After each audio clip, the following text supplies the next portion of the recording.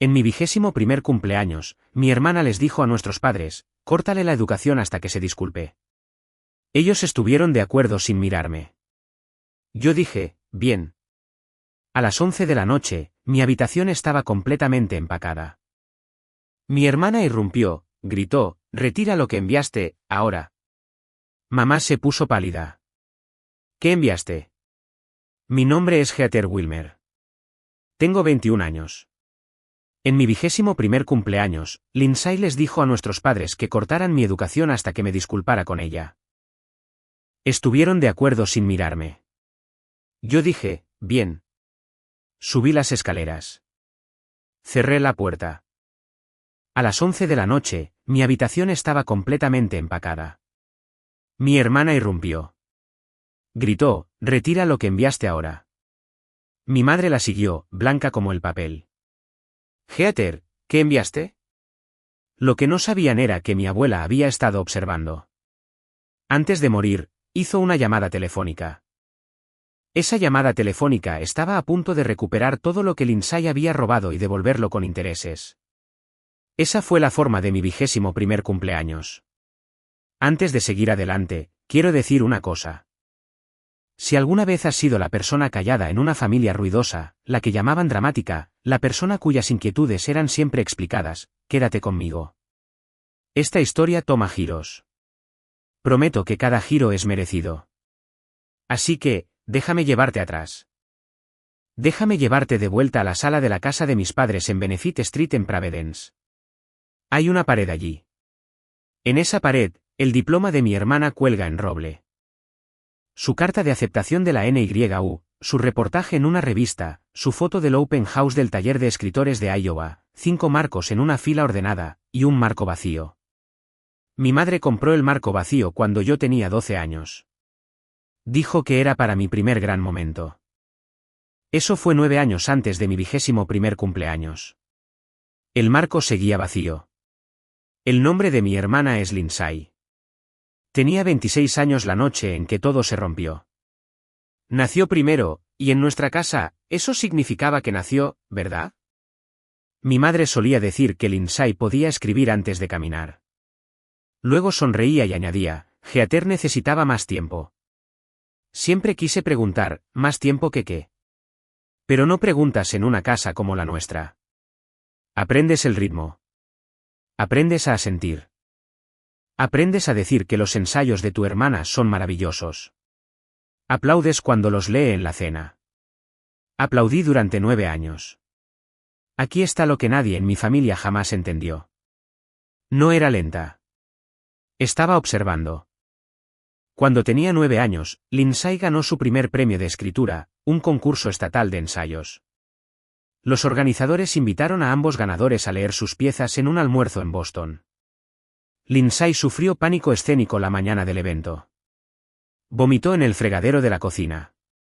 No pudo leer. Mi madre había memorizado el ensayo de Lindsay en 40 minutos en el coche. Yo lo leí en el escenario frente a 300 personas. Con la voz de Lindsay, nadie me dio las gracias. Mi madre dijo en el camino a casa, Heather es buena copiando. Lindsay es la verdadera escritora. Tenía 9 años. Recuerdo mirar por la ventana y pensar que copiar no es lo mismo que decir algo primero. Empecé a escribir a los 7 años, poemas primero, pequeñas escenas, argumentos que no podía tener en voz alta. Los guardaba en un cuaderno debajo de mi colchón. Mi abuela era la única persona que lo sabía. El nombre de mi abuela era Harriet Ashford. Era la mujer más ruidosa, inteligente y amable que jamás conocí. Había publicado 2 novelas a los 30 años. Leía todo lo que escribía, absolutamente todo. Desde que tenía 8 años. Cuando tenía 17 años, le escribí un poema. Se llamaba Para las manos de mi abuela, 14 líneas. Se lo di en su cumpleaños. Lo leyó una vez, luego 2 veces. Luego dejó el papel. Lo tienes, niña, dijo. Tu voz es pequeña ahora, pero es tuya. Nunca dejes que nadie te la quite. Asentí. No sabía lo que quería decir. Lo entendí 2 años después. Mi abuela murió en mayo de 2023. Un derrame cerebral repentino. Yo tenía 19 años. La familia se reunió para el funeral. Mi madre dio un discurso. Mi hermana leyó uno de los poemas de Harriet en el podio. Me senté en la última fila. No dije nada. La mañana después del funeral, el abogado de mi abuela leyó el testamento en voz alta en el comedor. Fondo fiduciario, $240.000, dividido 50/50 entre las dos nietas para ser entregado a los 25 años. Lenguaje estándar, nada inusual. Mi madre firmó los documentos sin leerlos. Mamá lo mantuvo simple, dijo. Por supuesto que sí. Nadie me preguntó nada. El nombre de la abogada era Vivien Thorne. La vi por quizás 3 minutos en total. Me dio la mano una vez. No dijo una palabra sobre ninguna cláusula. Me olvidé de ella hasta que me llamó 31 meses después. 3 meses después del funeral, en agosto, estaba en la biblioteca de Brown hojeando una revista llamada The Atlantic Voices, una pequeña revista literaria. Estaba matando el tiempo antes de un seminario. En la página 34, encontré mi poema. El título había sido cambiado a Para el silencio de mi abuela. Eso fue lo primero que noté. Mi abuela nunca estuvo en silencio. Ni un solo día de su vida. La autoría decía Lindsay Wilmer. Lo leí 4 veces. 14 líneas. Mis líneas, las manos de mi abuela, mi memoria, el nombre de otra persona al final. Me senté en esa biblioteca durante 20 minutos. No me moví. Los estudiantes pasaron a mi lado. Un guardia de seguridad preguntó si estaba bien. Dije que sí. Lo vi alejarse. Luego hice algo extraño. Caminé hasta el mostrador de referencia. Le pregunté a la bibliotecaria la información de contacto editorial de la publicación. Ella me la imprimió. 3 direcciones, un número de teléfono, una lista de personal. Doblé el papel. Lo guardé en mi cartera. Lo guardé allí durante 2 años. Esto es lo que hice después. No lloré. No llamé a nadie. No fui a casa a tirar un plato. Cerré la revista. Volví a mi dormitorio. Abrí mi portátil. Creé una nueva carpeta. La nombré Evidencia-01. Pegué el poema original. Con fecha y hora del 14 de agosto de 2023, 4:18 de la tarde. Luego creé otra carpeta. Renombré cada archivo que había escrito en los últimos 3 años, cada borrador, cada fragmento, cada correo electrónico donde había enviado mi escrito a un amigo o a un profesor. Me tomó 4 horas. Cuando terminé, me senté en mi cama. Miré el techo. Pensé en mi abuela diciendo, no dejes que nadie te lo quite. Ese fue el día en que dejé de ser una hermana. Me convertí en una testigo y no tenía idea de cuánto tiempo tendría que observar. Quiero detenerme aquí un segundo porque lo que sucede a continuación es un largo camino. No reaccioné. No confronté a Lindsay. No le dije a mi madre. No publiqué nada al respecto. No lloré en mi almohada. Planifiqué. A las mujeres de mi familia se les enseñaba a ser agradables. Mi abuela solía decir que esa era nuestra maldición. Me dijo una vez mientras tomábamos el té, las mujeres que sobreviven a esta familia son las que aprenden a construir mientras todos piensan que están cosiendo. Así que, construí. En enero de 2024, me inscribí en un seminario en Brown con un profesor llamado Nathaniel Croft. Tenía 61 años. Había publicado en The New Yorker, Granta y The Paris Review. No era fácil de impresionar. No me importaba impresionarlo. Me importaba aprender a perfeccionar lo que ya tenía. 3 semanas después del semestre, me pidió que me quedara después de clase.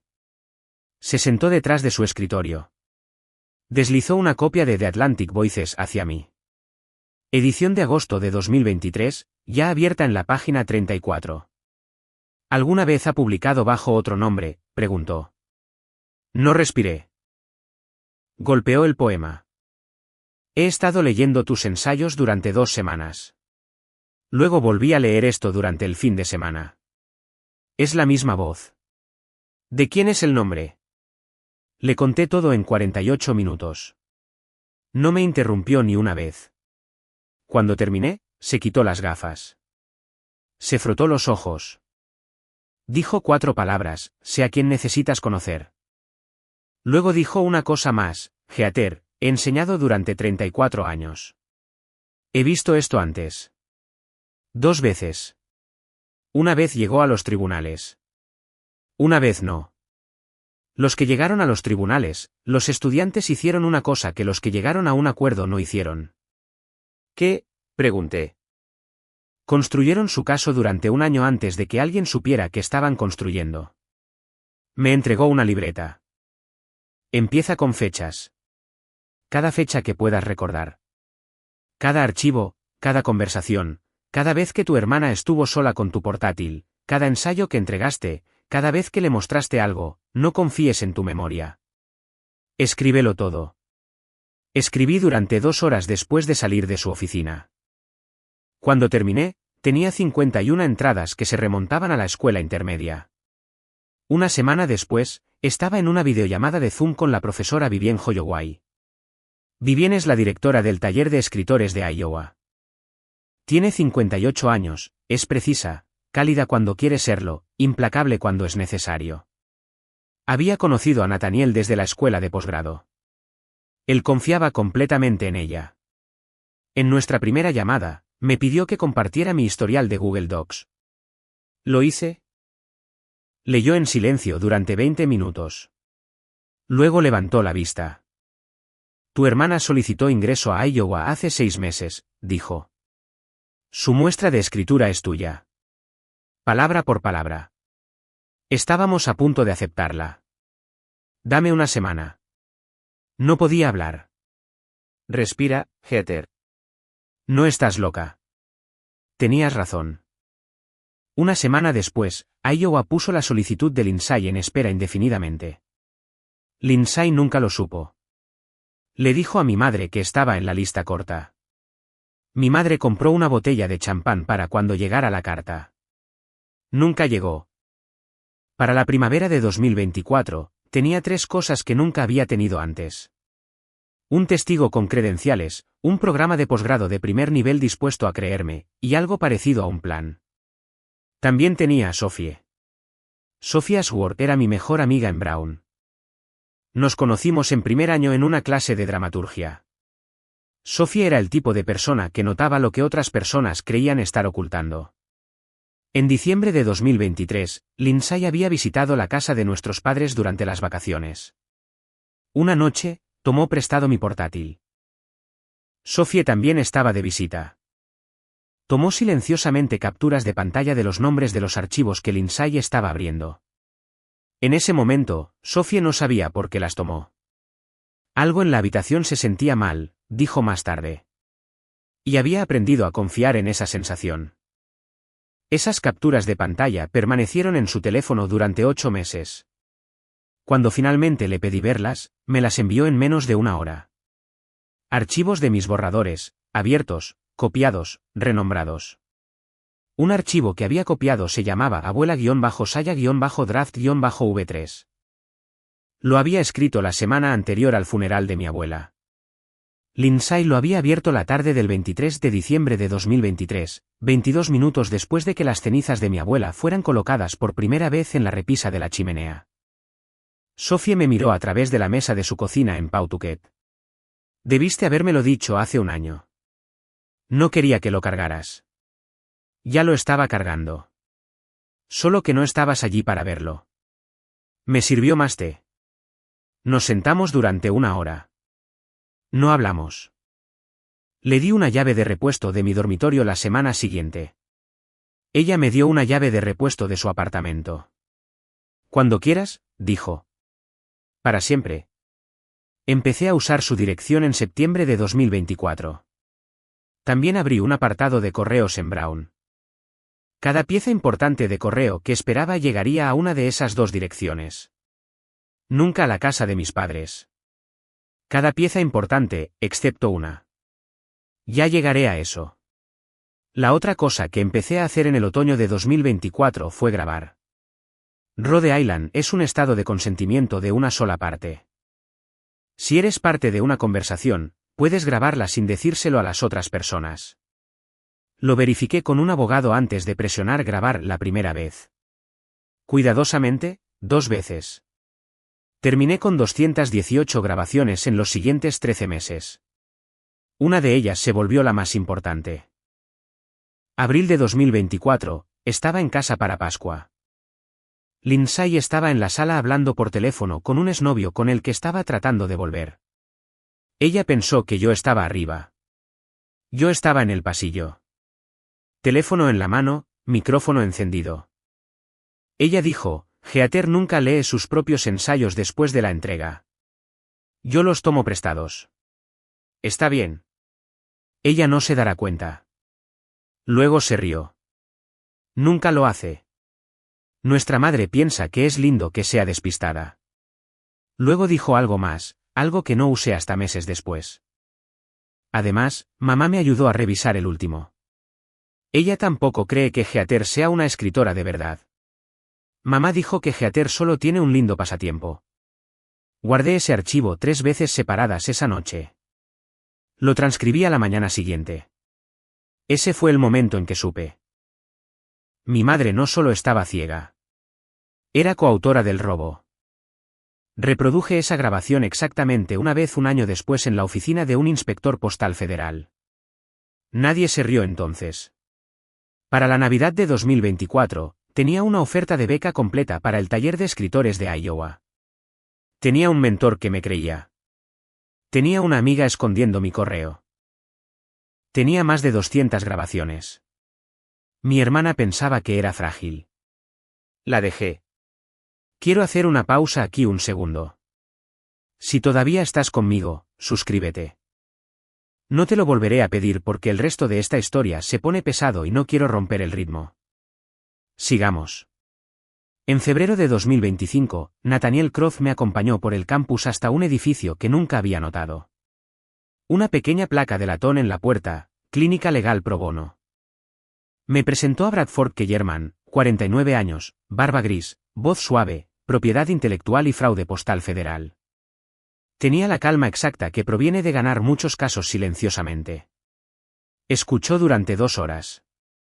Leyó mis carpetas de evidencia durante otra hora. Luego se quitó las gafas. Las dobló sobre el escritorio. Tiene más evidencia documentada que la mayoría de mis clientes que pagan. ¿Cuánto tiempo lleva guardando esto? 18 meses, dije. Bien. Me hizo una pregunta más antes de irme. Sus padres controlan su correo. No respondí lo suficientemente rápido. Lo escribió. Me hizo otra pregunta que no esperaba. ¿Alguna vez ha desaparecido algo? ¿Algo dirigido a usted alguna vez? Incluso algo pequeño.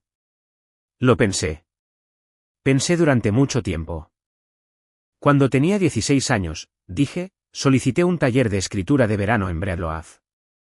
Nunca obtuve respuesta. Mi madre dijo que probablemente no tenían espacio. Kellerman también lo notó. Hace 3 semanas, añadí un sobre marrón de la Universidad de Columbia. Lo vi en la mesa del pasillo. Desapareció a la mañana siguiente. Mi madre dijo que era basura.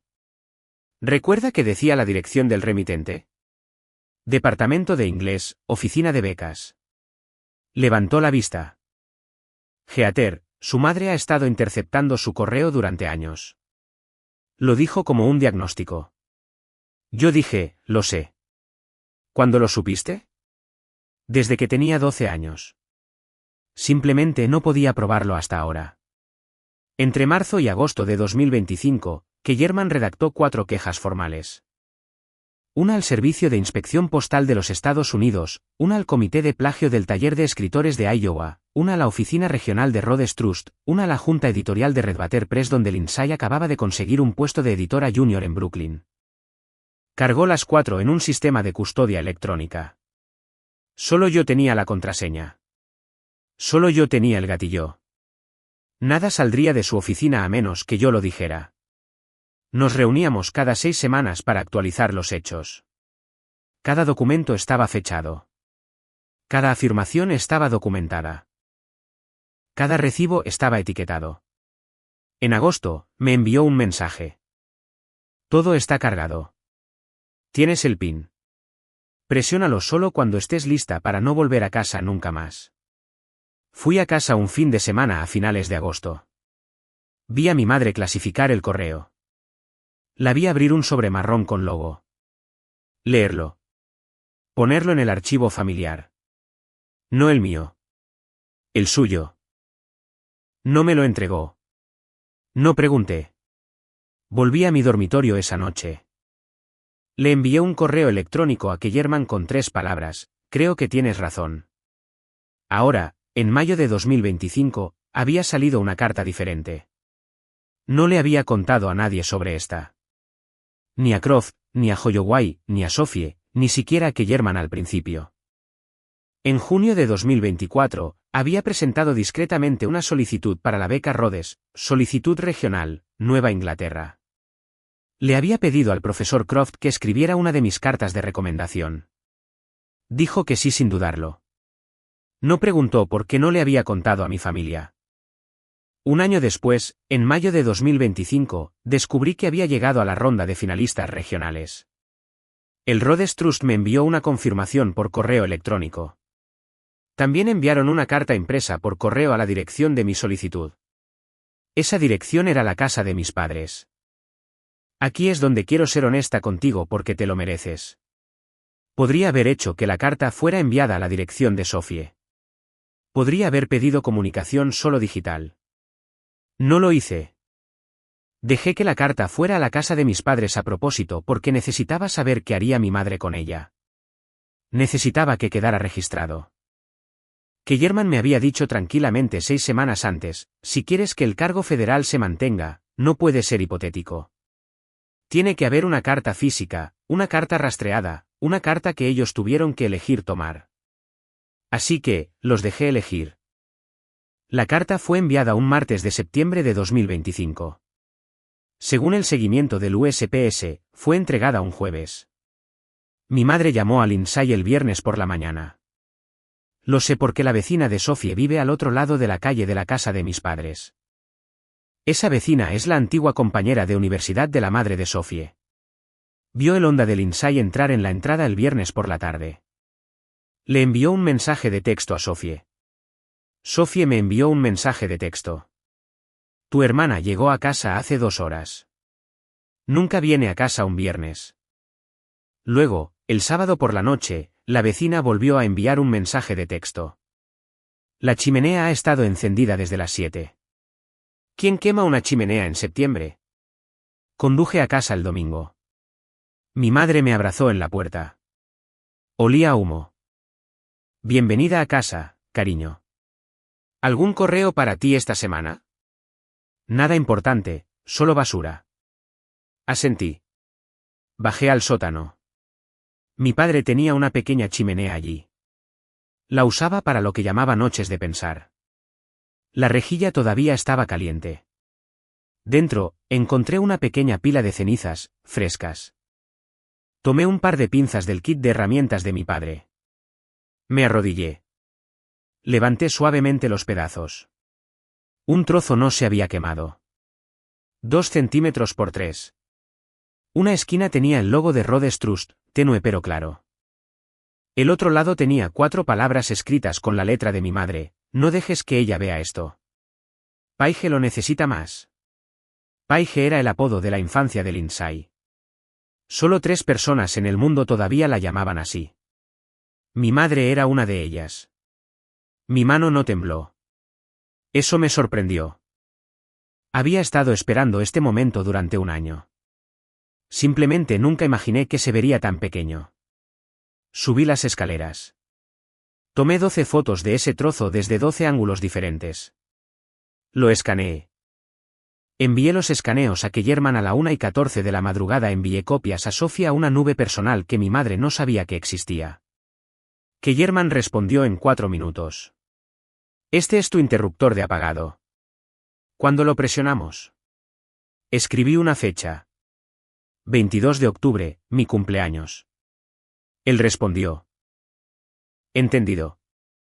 Feliz cumpleaños anticipado, niña. Quiero que imagines algo.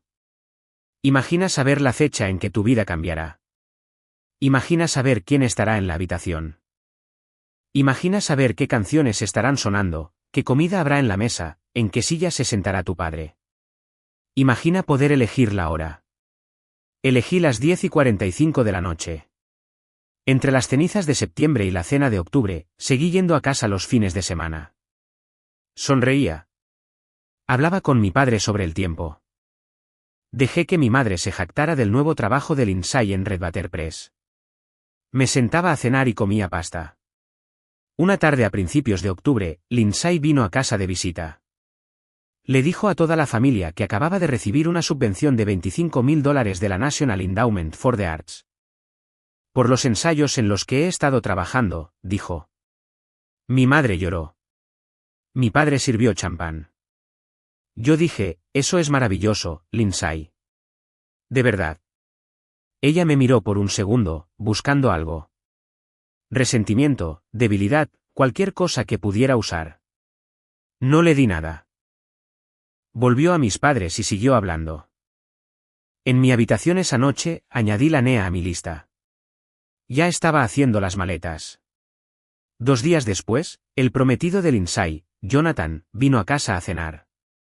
Solo lo había conocido 2 veces. Tenía 29 años, arquitecto.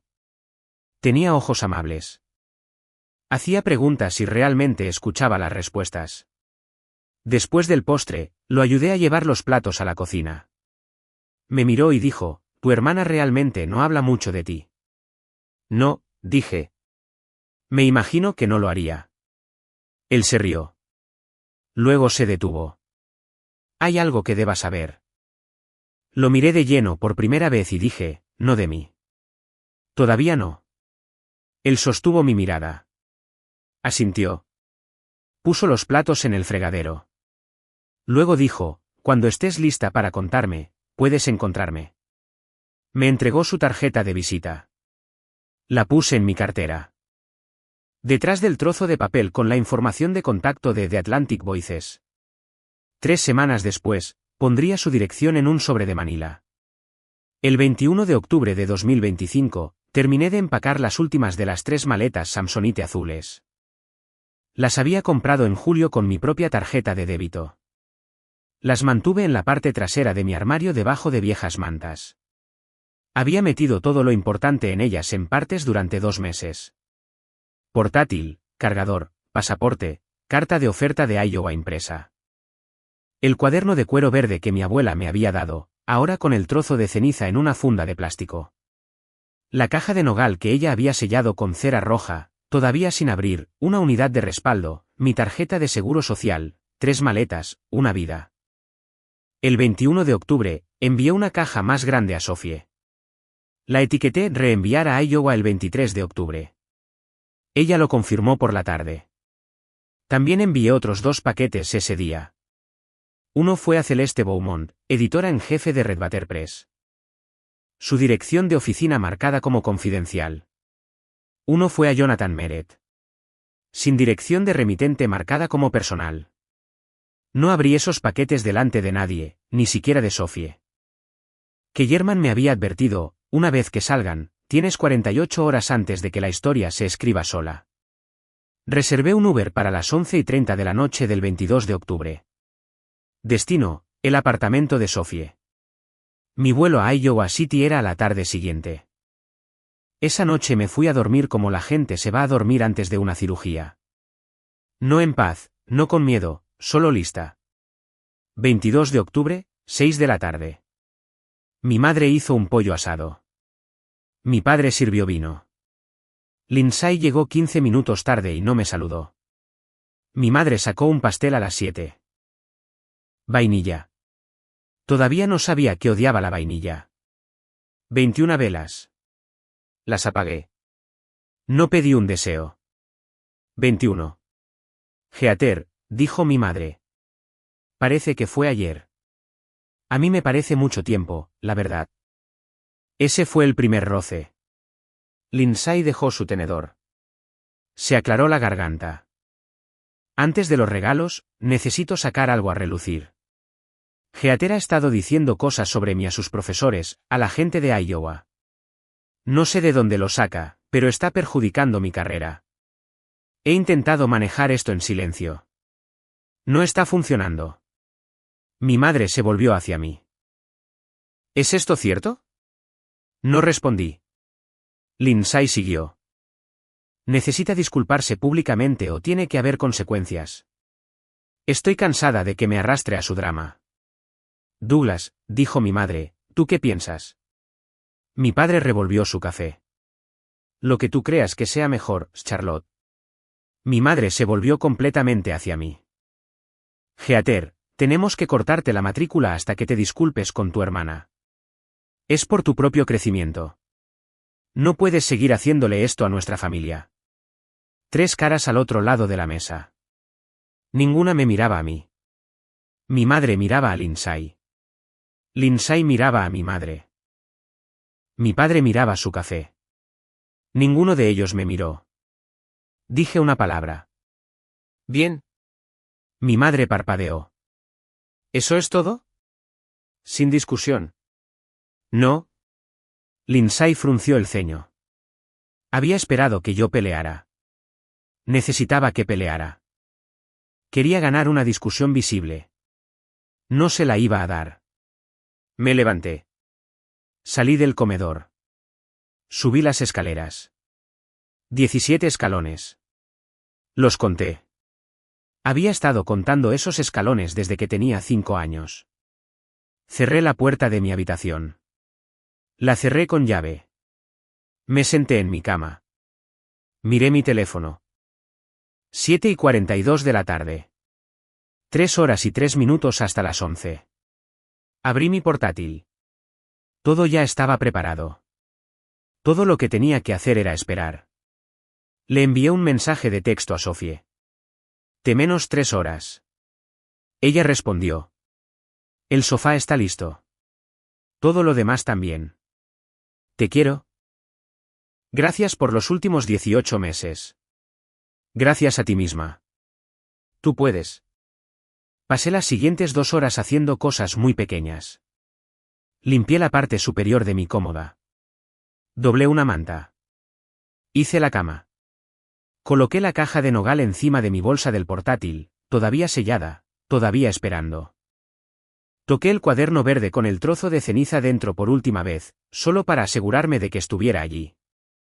Abajo, podía oírlos hablar. La voz de mi madre baja, planificando, la voz de Lindsay subiendo. El silencio de mi padre. A las 9:22 de la noche, escuché a Lindsay al teléfono con Jonathan. Cariño, por favor llámame. Mamá y yo estamos lidiando con algo con Heather. Necesito saber que me apoyas. Él no la volvió a llamar. Ya había abierto el sobre que le envié por correo el 21 de octubre. Luego, a las 10:40 de la noche, me senté en mi maleta. Abrí mi portátil. Escribí un correo electrónico a Kellerman. Asunto, presiónalo. Cuerpo, ahora. Lo envié a las 10:46 de la noche. Kellerman respondió, enviado a USPS, Iowa, Rhodes, Red Batter, los 4. Que te vaya bien, niña. A las 10:47, mi teléfono vibró. Un correo electrónico reenviado. Comité de Ética del Taller de Escritores de Iowa. Asunto, investigación formal. Alegación de plagio. Respuesta inmediata requerida. Enviado a mi hermana. Copia a mí porque yo era la denunciante. A las 10:50 de la noche, un segundo zumbido, Rhodes Trust. A las 10:51, Red Batter Press. A las 10:52, el servicio de inspección del USPS. A las 10:52 de la noche, escuché a mi hermana gritar desde abajo. Fue el tipo de grito que hizo temblar el suelo. Cerré mi portátil. Miré la puerta. Conté hasta 6. Lindsay subió las escaleras como una ola. Mi puerta tembló. No un golpe, una patada. La pateó 2 veces. La abrí. La empujó tan fuerte que rebotó en la pared. Entró. Vio 3 maletas contra la pared. Vio mi portátil en la cama. Me vio a mí. Su cara estaba blanca. Retira lo que enviaste ahora. No respondí. Retira lo que enviaste ahora. Mi madre subió las escaleras detrás de ella. Se detuvo en la puerta. Se llevó la mano al pecho. Heather, dijo. ¿Qué enviaste? Abrí el portátil. Giré la pantalla hacia ella. 4 líneas de asunto, todas entregadas en los últimos 7 minutos. Servicio de Inspección Postal de los Estados Unidos. Investigación federal abierta. Alegación de fraude postal. Comité de Ética del Taller de Escritores de Iowa. Investigación formal de plagio. Rhodes Trust New England. Confirmación de estatus de finalista activo. Heather Wilmer. Redbatter Press. Ética editorial. Revisión urgente. Lindsay Wilmer. Muestras de escritura. Mi madre leyó el primero. Sus rodillas cedieron. Cayó lentamente. Como un edificio se derrumba después de que los soportes ya no están. Terminó sentada en el suelo en la puerta de mi habitación de la infancia. Lindsay agarró su teléfono. Marcó. Se lo llevó a la oreja. Estaba temblando tan fuerte que tuvo que sujetar el teléfono con ambas manos. Jonathan. Jonathan, por favor. Algo ha pasado. Por favor, devuélveme la llamada. Llamó 3 veces. Él no contestó ninguna. Ella aún no lo sabía. Él había dejado de contestar 3 horas antes. Abajo, pude ver a mi padre a través del pasillo. Todavía estaba en su silla. Miraba el suelo. No se había movido. Él sabía. Lo había sabido durante mucho tiempo. No hay nada que retirar, dije. Mantuve la voz baja. Ya ha sido enviado. Es federal. Ya no es mío. Mi madre levantó la vista del suelo. Sus ojos estaban húmedos, pero aún no lloraba. Todavía estaba en estado de shock. Heather, por favor. Podemos arreglar esto. Podemos hablar. Somos tu familia. No hay un nosotros, dije. Soy tu madre. Eras mi madre cuando tenía 7 años. Dejaste de serlo.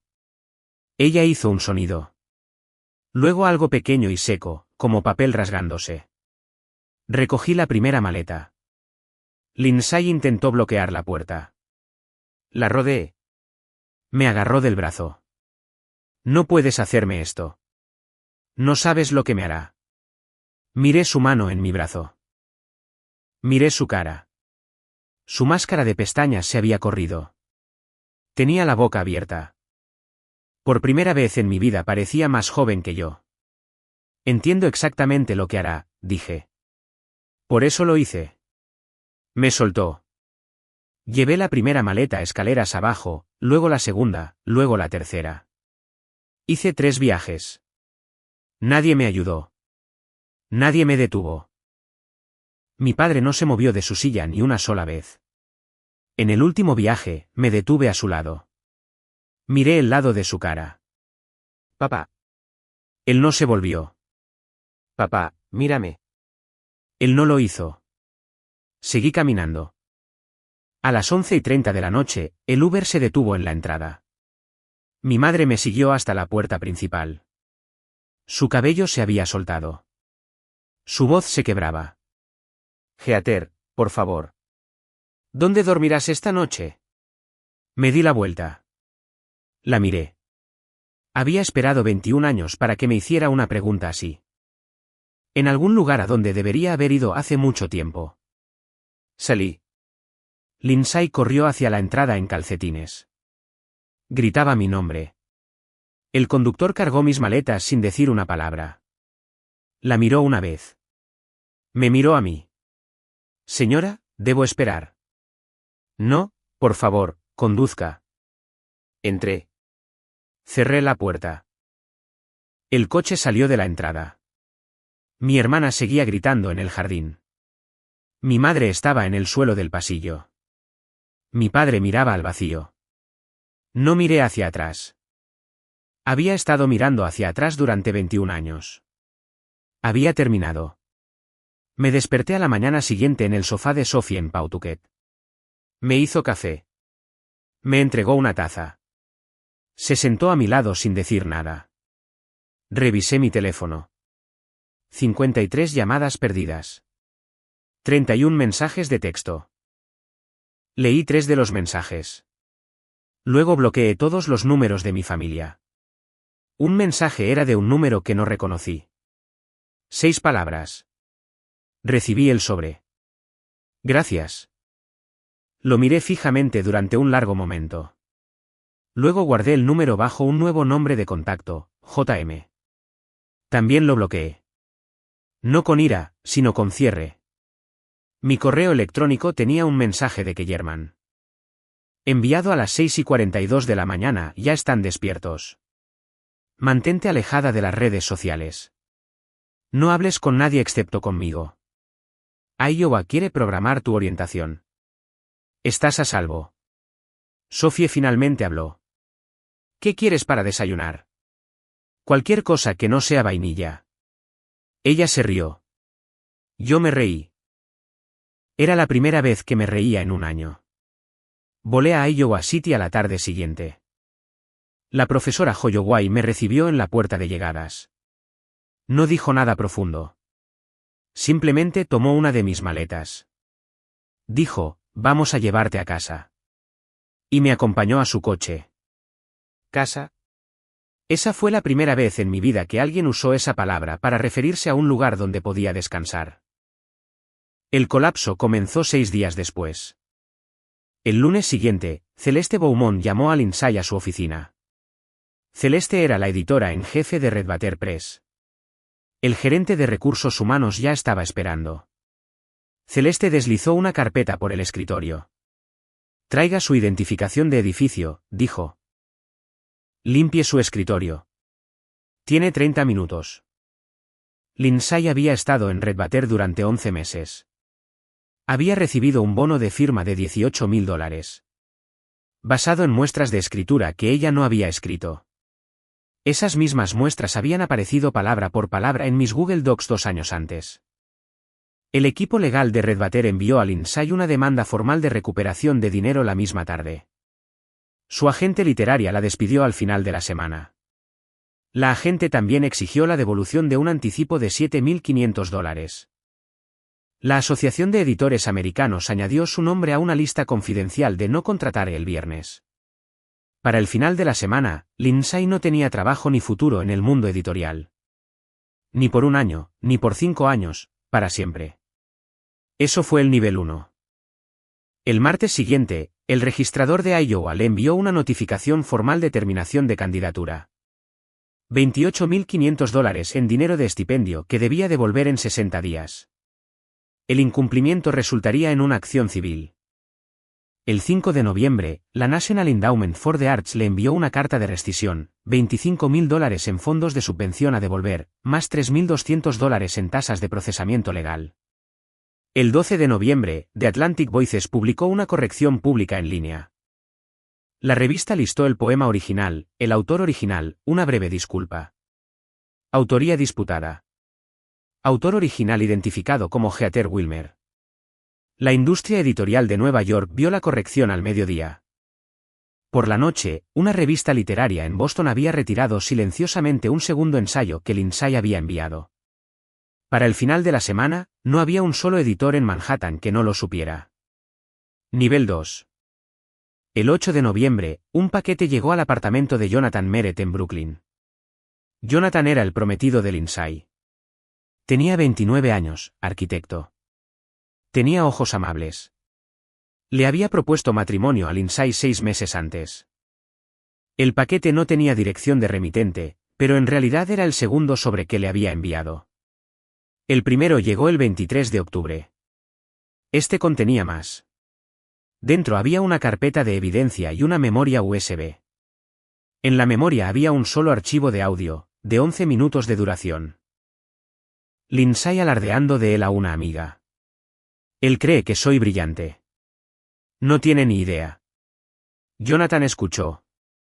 Detuvo el archivo a mitad de camino. Condujo a New Haven esa noche para ver a sus padres. Regresó 3 días después. Condujo al apartamento de Lindsay. No tocó el timbre. Se paró en la puerta. El anillo, dijo. Ahora ella abrió. Había estado llorando durante una semana. Su rostro estaba demacrado. Jonathan, por favor, déjame explicarte. El anillo. Ahora. Ella se lo quitó. Lo colocó en su palma. Él cerró la mano. Se dio la vuelta. Bajó las escaleras. No miró hacia atrás. 2 días después, su abogado presentó un caso de reclamos menores en Rhode Island para recuperar formalmente el anillo. $11.200. Jonathan nunca más habló con Lindsay. Ella le envió cartas durante 3 meses. Él devolvió todas y cada una sin abrir. Era lo único que ella había deseado y que no podía robar. Nivel 3. El 15 de noviembre, un inspector postal federal llamado Darren Fitzgerald visitó la casa de mis padres. Lindsay se había mudado de nuevo a su habitación de la infancia 2 semanas antes. Ya no podía pagar su alquiler de Brooklyn. Fitzgerald estaba tranquilo. Placa a la vista, educado. Señorita Wilmer. Interceptar correo que contiene una notificación de beca Rhodes es un delito federal según el 18 USC sección 1708. Dejó una tarjeta de presentación y una citación. Mi padre tuvo que contratar a un abogado de defensa criminal. Le costó $31.000 de anticipo. El 20 de noviembre, Lindsay aceptó un acuerdo de culpabilidad. Delito menor federal, sin juicio, sin prisión, 500 horas de servicio comunitario, 3 años de libertad condicional, $8.000 en multas, un antecedente penal federal permanente, una prohibición de 5 años de viajar al Reino Unido y Canadá. El 28 de noviembre, la NYU realizó una auditoría retroactiva de su tesis de licenciatura. Encontraron 2 capítulos que contenían lenguaje rastreado a ensayos que yo había escrito cuando tenía 15 años. 15. Ni siquiera estaba en la escuela secundaria todavía. La NYU revocó su título de licenciatura. A los 26 años, mi hermana ya no tenía un título universitario. Nivel 4. El 25 de noviembre, a mi madre se le pidió que renunciara a su sociedad en Hawthorne y Beck. Había trabajado allí durante 16 años. El Colegio de Abogados de Rhode Island abrió una investigación ética sobre su papel en el fraude postal. Su licencia fue suspendida por 2 años.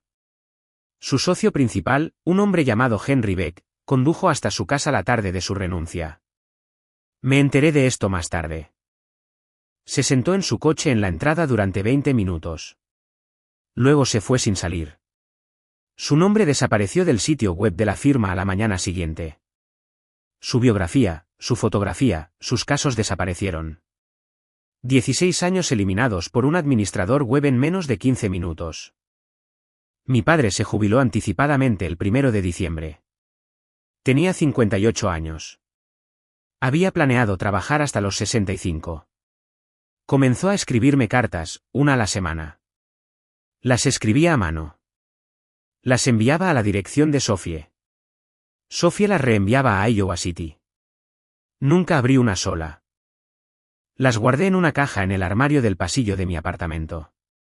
La caja todavía está allí. Todavía no estoy lista para leerlas. Quizás algún día. No este año.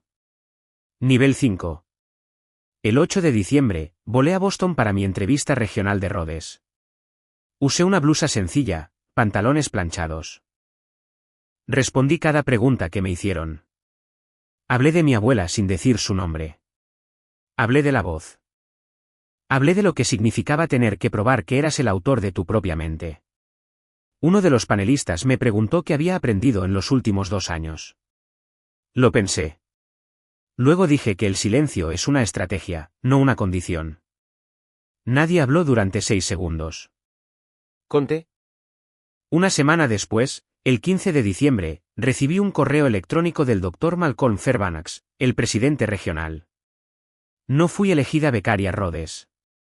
Había sido seleccionada como mención honorífica de la beca Rhodes. Eso significa que mi nombre entró en el registro oficial de la ronda final como finalista digna de distinción. No una ganadora, no exactamente una pérdida, un reconocimiento silencioso. Me senté con el correo electrónico durante 20 minutos en mi cocina en Iowa City. No lloré. No llamé a nadie. Prepárate. Pensé en mi abuela. Pensé en lo que solía decir sobre Cassie. El tipo de paz más difícil es la paz que haces con Cassie. Luego pensé en mi hermana. El 17 de diciembre, el Providence Journal publicó un breve artículo, 3 párrafos. Estudiante local nombrada mención honorífica de Rhodes. En medio de un caso federal de fraude postal que involucra a la familia. Mi hermana lo leyó en la cocina de nuestros padres. Aquí está la parte que quiero que realmente escuchen porque esta es la parte que la destrozó. La destrozó porque finalmente entendió lo que yo ya sabía. Había quemado la carta. Había cometido fraude postal federal. Había perdido su trabajo, su título, su prometido, su reputación, su libertad en todos los sentidos reales. Había quemado una carta para evitar un resultado. El resultado nunca iba a suceder. Yo no iba a ganar la Rhodes. Había quemado una carta para no detener nada. Había perdido toda su vida para evitar algo que nunca iba a suceder. 2 días después, el 19 de diciembre, mi hermana se internó en el hospital Silver Hill en Connecticut. Entró sola. La enfermera que la admitió me dijo más tarde que cuando Lindsay entregó su cartera al ingreso, todavía sostenía un periódico doblado en la otra mano. El artículo del Providence Journal del 17 de diciembre. La enfermera tuvo que quitárselo suavemente de los dedos. Lindsay dijo solo una cosa al ingreso, según la enfermera. Lo repitió 2 veces. Ni siquiera importaba. Ni siquiera importaba. Así es como se ve la ironía oscura cuando aterriza. No un estruendo. Una mano que no suelta un trozo de papel. El 20 de diciembre a las 9 de la mañana, sonó mi teléfono. La voz al otro lado era cálida, mayor, firme. Heather, soy Vivian Thorne. Fui la abogada de tu abuela. Llamo porque una cláusula en su fideicomiso acaba de activarse y necesito hablar contigo al respecto. Me senté a la mesa de mi cocina. Tu abuela reescribió su testamento en marzo de 2023, 2 meses antes de fallecer. Añadió lo que llamamos una cláusula de moralidad. Establece que si alguna de sus nietas es condenada por fraude o un delito federal que implique deshonestidad antes de los 30 años, la parte de esa nieta del fideicomiso se transfiere a la otra.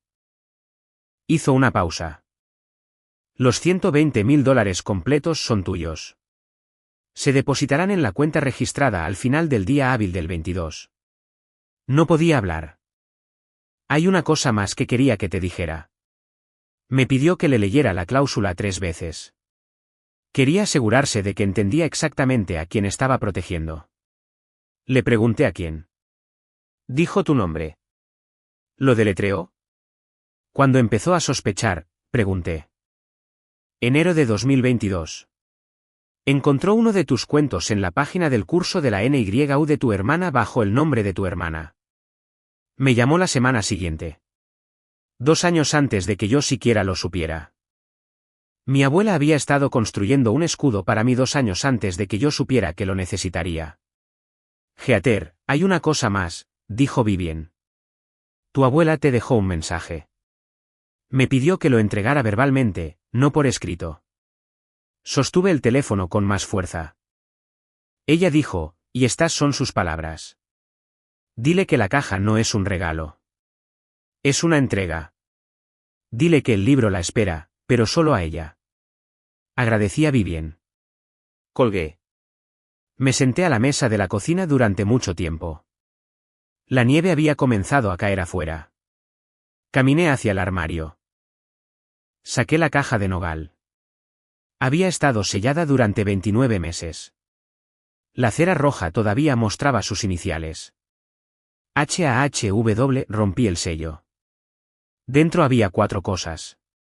1. Una pila de páginas manuscritas. 187 de ellas mecanografiadas en su vieja Smith Corona, sin terminar. El título que había escrito a lápiz en la parte superior decía Las mujeres Ashford. 2. Una pluma estilográfica Montblanc. Su pluma, con la punta de oro negro, todavía tenía tinta. 3. Un collar de pequeñas perlas de agua dulce. 4. Una carta manuscrita de 4 páginas con fecha del 5 de mayo de 2023. Leí la carta. La había escrito 2 semanas antes de morir. Heather, si estás leyendo esto. Tienes 21 años y yo ya no estoy y te han herido. Sabía que lo harían. Lo he sabido desde que tenías 7 años y tu madre dejó de mirarte de la misma manera. Traté de protegerte mientras estaba viva siendo la única en esa casa que te veía claramente. Ahora tengo que protegerte después. Te dejé la mitad de todo. Pero escribí una cláusula que ninguno de ellos sabe. Tu hermana intentará tomar lo que es tuyo. Puede que ya lo haya hecho. Cuando sea atrapada, su parte se convierte en tuya. Ese es mi regalo final. Mi otro regalo es este libro. No pude terminarlo. Mis manos fallaron. Termínalo por mí. Firma con tu propio nombre esta vez. No tengas miedo de ser la autora de nada nunca más. Tu voz es un fuego, niña. Nadie puede quemarlo. Está dentro de ti. No en el papel. Ahora ve a vivir. Escribe todo. Con amor, abuela H. Me senté con esa carta durante más de 1 hora. Luego tomé su pluma. Destapé un cuaderno en blanco. Escribí 3 palabras en la parte superior de la primera página. La arquitecta silenciosa. Luego empecé a escribir. Esto es lo que hice con el dinero. $95,000 se destinaron a un pequeño apartamento en Iowa City. En efectivo, sin hipoteca, sin préstamo, sin banco entre mi puerta principal y yo nunca más. $25,000 se destinaron a una nueva beca en Brown, la beca literaria Harriet Ashford, para una escritora al año de una familia que intentó silenciarla. La primera receptora sería seleccionada la primavera siguiente. Yo no estaría en el comité.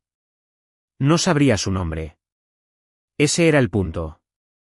Escribí durante 6 semanas, 8.400 palabras, un cuento. No era sobre mi hermana. No era sobre mi madre. No era venganza. Ya no necesitaba venganza. Tenía algo mejor. Tenía mi voz. Y tenía cada hora de cada día para usarla como quisiera. La historia era sobre una chica que construye una casa de papel. Todos le dicen que la casa se quemará. Ella la construye de todos modos. Cuando se quema, se da cuenta de que la casa nunca fue el objetivo. La construcción lo fue. Terminé el borrador el 20 de diciembre. Lo revisé durante 2 días. El segundo lunes de diciembre, lo envié a The New Yorker. Portal de ficción, carta de presentación, 3 frases. No mencioné mi apellido. No mencioné a mi familia. No mencioné nada excepto el trabajo. El 23 de diciembre a las 9:17 de la noche, mi portátil sonó. Un correo electrónico de una editora de ficción llamada Janet Nolan. Asunto, con respecto a tu envío, la arquitecta silenciosa. Cuerpo, señorita Wilmer. Nos gustaría discutir esta pieza contigo después de las vacaciones. Por favor, responde a tu conveniencia en enero. Leí el correo electrónico. No abrí la respuesta. No esa noche. Lo haría en enero. Pero esa noche, quería sentarme con el hecho de que había escrito algo bajo mi propio nombre, con mi propia voz por primera vez en mi vida. Nadie iba a leerlo antes de que yo estuviera lista para que lo hicieran. Cerré el portátil. Fui a la cocina. Herví agua. Saqué una bolsita de té Earl Grey, el tipo que mi abuela había bebido cada mañana durante 60 años. Llevé la taza a la ventana. Me senté en el alféizar. La nieve caía sobre una calle vacía en Iowa City. Caía sobre una calle que mi abuela nunca había visto. Caía sobre una vida que ella había construido para mí en silencio antes de que yo siquiera supiera que la necesitaría. Mi hermana estaba en Silver Hill. Mi madre estaba suspendida. Mi padre estaba escribiendo cartas a una dirección que yo no le había dado. esperando que alguien me las reenviara. Alguien lo hizo. No había abierto ninguna de ellas. Lo haría en un año, quizás más. Esta noche, solo estaba yo. Una taza de té. Una pluma en el escritorio que había pertenecido a una mujer que conoció mi voz antes que yo. Y 187 páginas de un libro que estaba esperando ser terminado. Observé la nieve. Mi nombre estaba en todo lo que había escrito. El suyo estaría en el libro que iba a terminar. Y eso era suficiente. Eso era más que suficiente. Si llegaste hasta aquí, quiero decir una cosa antes de irme. Las personas más silenciosas de tu vida no son débiles. A menudo son las que guardan las pruebas. A menudo son las que hacen el trabajo que nadie ve. Si esa eres tú, quiero que sepas que tu abuela, tu mentor o tu amigo probablemente están construyendo algo para ti ahora mismo. En silencio, mientras nadie mira, déjalos. Y cuando llegue tu momento, construye de nuevo. Gracias por escuchar. Te veo en la próxima historia.